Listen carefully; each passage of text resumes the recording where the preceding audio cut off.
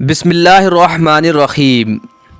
جب زلیخا نے حضرت یوسف علیہ السلام کو زنا کے لیے اپنے کمرے میں بلایا، جب سارے بھائی حضرت یوسف علیہ السلام کو کنویں میں ڈال کر واپس گھر چلے آئے تو 3 دنوں کے بعد کنویں کے پاس سے ایک قافلہ گزرا۔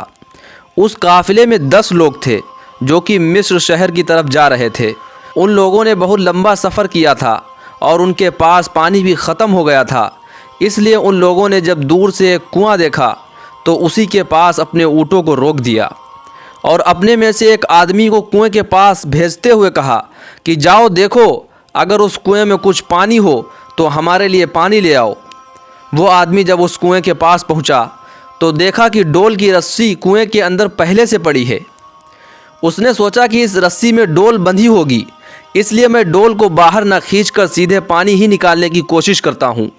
اور پھر اس آدمی نے رسی کو ہلا کر اندر سے پانی بھرنا چاہا تو کنویں کے اندر بیٹھے 6 سال کے حضرت یوسف نے جب رسی کو ہلتا ہوا دیکھا تو اس ڈول میں خود بیٹھ گئے۔ باہر اس آدمی نے سمجھا کہ ڈول شاید بہت بڑی ہے، اس لیے اس میں پانی زیادہ آ گیا ہے، تو اس نے اپنا سارا زور لگا کر ڈول کو اوپر کھینچا۔ جیسے ہی ڈول باہر نکلی اور اس آدمی کی نظر ڈول میں بیٹھے حضرت یوسف علیہ السلام پر پڑی تو اس کے تو ہوش اڑ گئے، کیونکہ دوستو اللہ تعالیٰ نے آدمیوں میں سب سے زیادہ خوبصورت حضرت یوسف علیہ السلام کو بنایا تھا اور عورتوں میں سب سے زیادہ خوبصورت حضرت آدم علیہ السلام کی بیوی حضرت حوا کو بنایا تھا۔ تبھی دوستو اس آدمی کی نظر جیسے ہی حضرت یوسف علیہ السلام پر پڑی تو وہ چلانے لگا کہ میرے ساتھیوں دیکھو، یہ ہمیں کیسا خوبصورت غلام کنویں کے اندر سے ملا ہے۔ سارے قافلے والے دوڑتے ہوئے آئے اور حضرت یوسف کی خوبصورتی کو دیکھ کر حیران رہ گئے۔ قافلے کے سردار نے کہا کہ جلدی سے اس بچے کو سامان میں چھپا دو، مجھے تو لگتا ہے کہ یہ بچہ کسی کا غلام ہے اور بھاگ کر اس کنویں میں آ بیٹھا ہے۔ ہم اس بچے کو چھپا کر مصر شہر لے جائیں گے اور اسے اچھے داموں میں بیچ دیں گے۔ ان لوگوں نے بہت جلدی حضرت یوسف کو اپنے سامان میں چھپا لیا اور تیزی سے مصر کی طرف چل دیے۔ راستے میں حضرت یوسف علیہ السلام کی امی کی قبر پڑی اور اسی جگہ پر قافلے والوں نے تھوڑی دیر آرام کے لیے اپنے اونٹوں کو روکا تو حضرت یوسف علیہ السلام اپنی امی کے قبر کے پاس گئے اور پھر اپنی امی کی قبر سے لپٹ کر رونے لگے اور کہنے لگے کہ امی جان، کاش آج آپ زندہ ہوتیں تو اپنے بچے یوسف کی حالت دیکھتیں کہ کیسے اسے گھر سے نکال دیا گیا اور باپ سے دور کر دیا گیا اور آج اسے دوسرے شہر میں لے جا کر بیچا جا رہا ہے۔ لیکن اللہ تعالیٰ نے حضرت یوسف علیہ السلام کو ہمت دی اور بچپن ہی میں ان کی طرف وحی کر کے فرمایا کہ یوسف پریشان نہ ہونا، ایک دن ایسا آئے گا کہ تم بادشاہ بن کر بیٹھو گے اور تمہارے بھائی تمہارے سامنے شرمندہ ہو کر کھڑے ہوں گے۔ لیکن اس وقت حضرت یوسف کی عمر بہت کم تھی، اس لیے اللہ کے اس پیغام کو وہ سمجھ نہ پائے۔ حضرت یوسف علیہ السلام اپنی امی کے قبر سے لپٹ کر رو رہے تھے کہ تبھی قافلے کے ایک آدمی نے انہیں پیچھے سے پکڑ کر اٹھایا اور اونٹ پر لا کر بٹھا دیا اور پھر یہ قافلہ مصر شہر کی طرف چلنے لگا۔ دوستو حضرت یوسف کی داستان بھی کیا عجیب ہے۔ اس وقت اس 6 سال کے بچے پر کیا گزر رہی ہوگی جب اسے وطن سے دور باپ سے جدا کر کے بیچنے کے خاطر ایک بازار کی طرف لے جایا جا رہا ہوگا۔ 2 دنوں کے سفر کے بعد یہ قافلہ مصر شہر پہنچا۔ ان قافلے والوں کو برابر ڈر لگ رہا تھا کہ کہیں اس بچے یوسف کا مالک نہ آ جائے اور ہم سے یہ بچہ چھین نہ لے، اس لیے ان لوگوں نے حضرت یوسف کو مصر کے بازار میں بہت سستے داموں میں بیچ دیا۔ حضرت یوسف کو خریدنے والا انسان کوئی اور نہیں بلکہ مصر کا بادشاہ عزیز مصر تھا۔ اس نے جب بازار میں حضرت یوسف کو بکتا ہوا دیکھا تو اس نے حکم دیا کہ یہ خوبصورت بچہ میں خریدوں گا۔ عزیز مصر نے حضرت یوسف کو خریدا اور اپنے گھر لا کر بی بی زلیخا سے کہا کہ زلیخا دیکھیے، یہ کیسا خوبصورت غلام بچہ مجھے بازار میں ملا ہے۔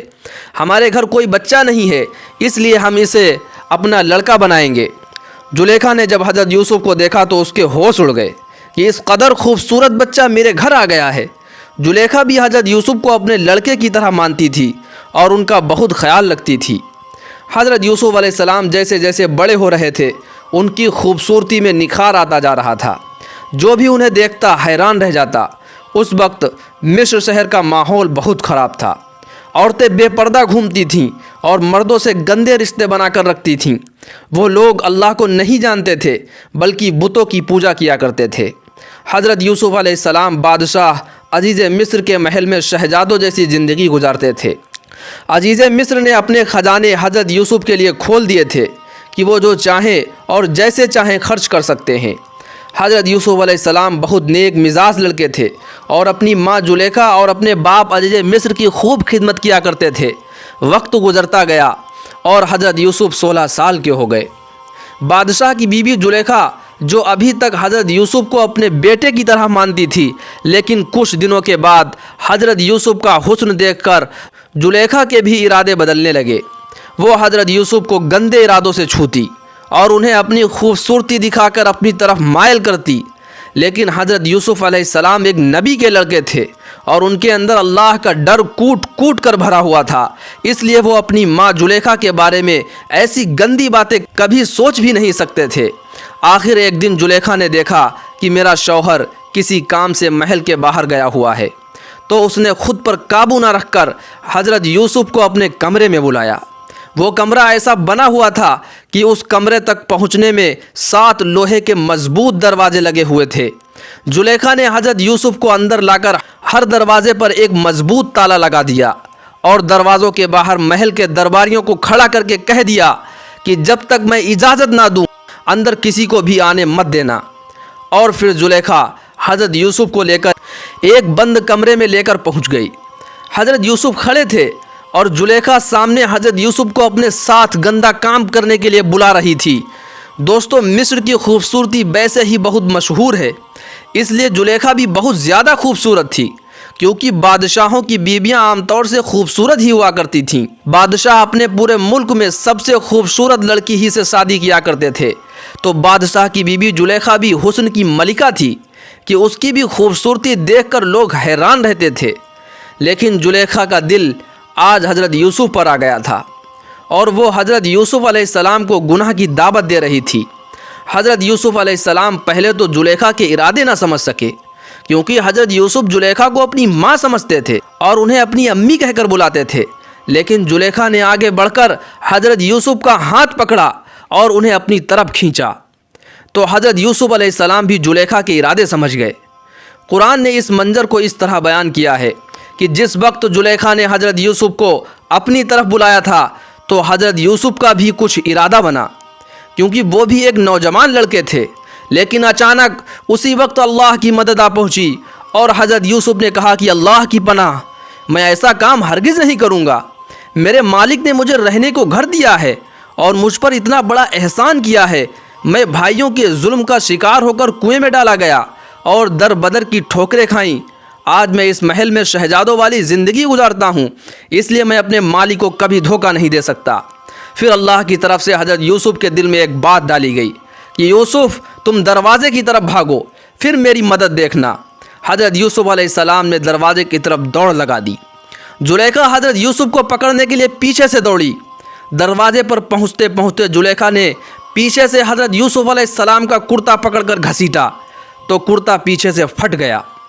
لیکن حضرت یوسف علیہ السلام رکے نہیں اور دروازے کی طرف بھاگتے رہے۔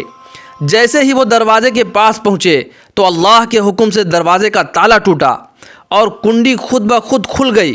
حضرت یوسف دوڑتے رہے اور دروازوں کے تالے ان کے لیے ٹوٹتے جا رہے تھے، یہاں تک کہ حضرت یوسف علیہ السلام آخری دروازے کے پاس پہنچ گئے اور اللہ کے حکم سے اس آخری دروازے کا بھی تالا ٹوٹا۔ جیسے ہی آخری دروازہ کھلا تو سامنے زلیخا کا شوہر عزیز مصر کھڑا تھا۔ زلیخا اور حضرت یوسف کی یہ حالت دیکھ کر عزیز مصر بھی کچھ سمجھ گیا، لیکن اسی وقت زلیخا نے پیترا بدلا اور سارا الزام حضرت یوسف علیہ السلام پر لگاتے ہوئے کہا کہ میرے شوہر، آپ ایسے لڑکے کو کیا سزا دو گے جو تمہاری ہی بیوی کے ساتھ گندا کام کرنا چاہتا ہے۔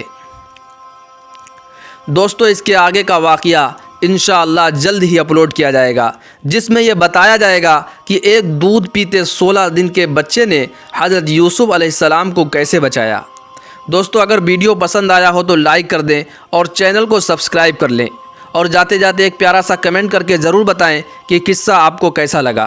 السلام علیکم ورحمۃ اللہ وبرکاتہ۔